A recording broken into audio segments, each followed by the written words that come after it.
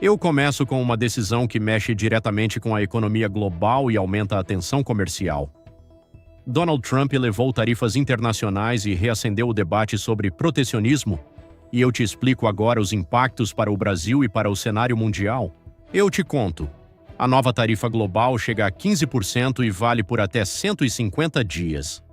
A medida substitui a base legal anterior barrada pela Suprema Corte e mantém a estratégia americana de pressionar parceiros comerciais. Eu explico a posição brasileira. O governo adotou cautela e evitou celebrações. A avaliação é que a medida não altera a competitividade do país e a diplomacia segue aguardando novos desdobramentos.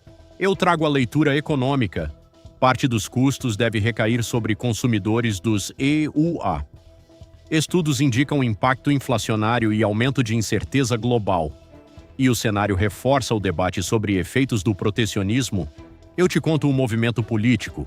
O Congresso quer acelerar o acordo Mercosul-União Europeia. A pauta ganha prioridade diante da instabilidade global, e a ideia é dar previsibilidade ao comércio brasileiro.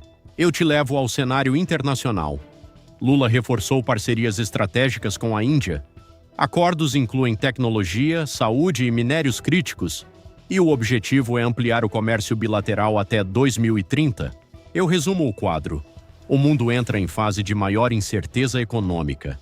Tarifas, disputas e acordos redesenham o equilíbrio entre potências, e o Brasil busca ampliar parcerias para reduzir riscos. Eu encerro com o que vem pela frente. Novas negociações devem ocorrer nos próximos meses.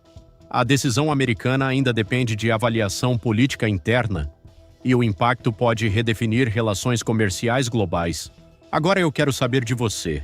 Essas tarifas podem mudar o jogo da economia mundial? O Brasil deve se aproximar mais de quais parceiros comerciais? Comenta aqui, segue a NC Notícia Central e compartilha. Atenção! Tensão dentro do próprio campo político ganhou um novo capítulo. Nicolás Ferreira visitou Jair Bolsonaro e respondeu críticas públicas. O episódio expõe divergências e disputa de narrativa no grupo. Agora, a visita ocorreu pela manhã e marcou posicionamento público. Na saída, o deputado falou com a imprensa e reagiu a críticas recentes. O gesto teve forte repercussão política. No centro da fala, críticas foram classificadas como ataques recorrentes. O deputado disse estar acostumado com confrontos políticos e reforçou que divergências não mudam sua posição. Outro ponto: Michele Bolsonaro foi defendida durante a declaração.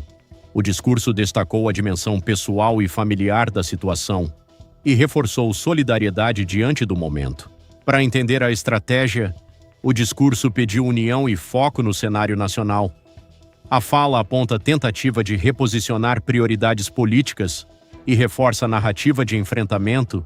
O cenário revela um ambiente de tensão e disputas internas. As declarações mostram diferenças dentro do próprio grupo político e o episódio amplia o debate sobre liderança e estratégia. Nas redes e nos bastidores, o episódio ganhou forte repercussão. A declaração passou a ser interpretada como sinal de posicionamento e a narrativa segue em disputa.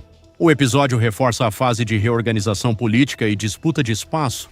Movimentos individuais passam a ter impacto coletivo e o cenário segue em evolução. E agora a pergunta: divergências internas fortalecem ou enfraquecem um grupo político? O episódio muda algo no cenário nacional? Comenta, segue a NC Notícia Central e compartilha. Eu vou te mostrar como religião e política estão sendo misturadas para influenciar gente pela emoção, não pelo fato. Tem versículo usado como arma, líder religioso pedindo posicionamento e a internet virando campo de batalha. E eu vou separar o que é fé, o que é narrativa e o que é manipulação. Eu começo pelo ponto central. Foi citado Mateus 6 para defender que caridade e oração não são espetáculo. A mensagem é direta. Generosidade real não precisa de plateia nem postagem. E o recado é que fé usada para aparecer pode ser sinal de oportunismo. Eu te explico a crítica. Quando um líder religioso usa a Bíblia para conduzir voto, isso vira influência política? A acusação é que tem gente tentando controlar a fé do público para puxar decisão eleitoral. E aqui o ponto é simples. Religião pode ter opinião, mas não pode virar mecanismo de manipulação. Eu trago a leitura técnica. Dizer não sei quem quero, mas sei quem não quero, já é posicionamento? Isso constrói rejeição e mexe com o emocional do público antes de qualquer dado concreto. E quando o discurso é amplo demais, cada pessoa encaixa ali a própria raiva. E isso é estratégia. Eu vou ser claro. Desejar doença ou sofrimento a adversário político em nome de Deus é cruzar uma linha grave. O contraponto apresentado é bíblico. Amar inimigos e rejeitar vingança como prática religiosa. Isso transforma fé em arma, e isso alimenta radicalização. Agora eu trago outro tema forte. A fala menciona a possível entrada do goleiro Bruno na política em 2026. O argumento é que figuras polêmicas tentam se reposicionar usando família e religião como escudo, e isso abre debate sobre critérios do eleitor e o que vira aceitável no discurso público. Eu te digo a verdade do jogo. Hoje a política é travada na internet, em cima de emoção, símbolos e narrativa. Quem domina linguagem e mobilização ocupa espaço antes do debate racional acontecer. E quem ignora isso perde alcance, perde percepção e perde voto. Eu fecho os temas com a pergunta principal. Por que tanta gente cai nesse tipo de discurso? Porque quando política vira bem contra mal, o cérebro desliga o fato e liga a identidade.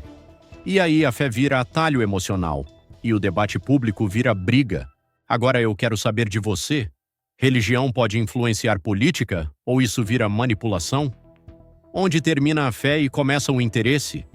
Comenta aqui, segue a NC Notícia Central e compartilha.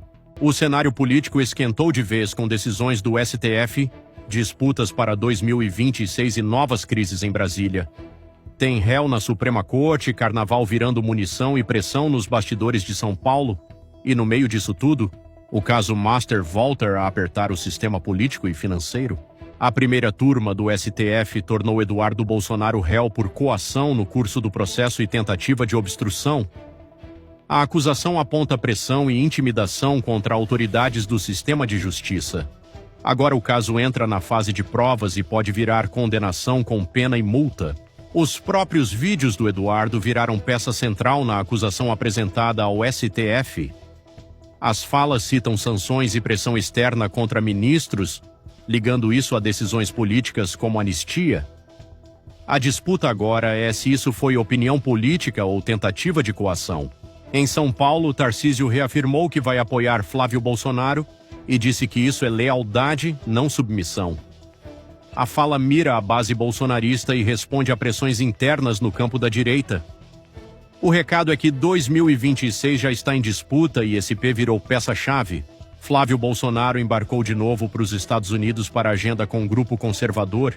Ele vai acompanhado de Eduardo Bolsonaro e do influenciador Paulo Figueiredo, ampliando a leitura de articulação internacional. O movimento reforça que a disputa política de 2026 está sendo construída também fora do Brasil. O rebaixamento da Acadêmicos de Niterói virou briga política por causa do enredo com referências a Lula e críticas a conservadores. Tarcísio comemorou e o tema explodiu nas redes, virando munição pré-eleitoral. No programa, a tese é que a queda tem muito de estrutura e avaliação técnica, além da polêmica. A SECOM disse ver sinais de impulsionamento coordenado de postagens para atacar o governo.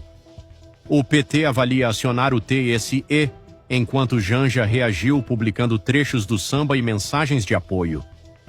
O episódio mistura religião, redes e eleição, e por isso vira combustível político. O Banco Central criou uma comissão para apurar a liquidação do Grupo Master, com prazo e relatório técnico. Daniel Vorcaro vai depor no Congresso, enquanto surgem relatos de encontros sociais com Dias Toffoli. E a crise cresce com suspeitas de acesso indevido a dados sigilosos e disputa sobre investigação. Resumo do dia: STF avançando, bolsonarismo se movendo para 2026, carnaval virando disputa e o caso Master apertando. Na sua opinião, isso é só pré-campanha ou já é guerra aberta por poder? Comenta aqui, segue a NC Notícia Central e compartilha para mais gente entender.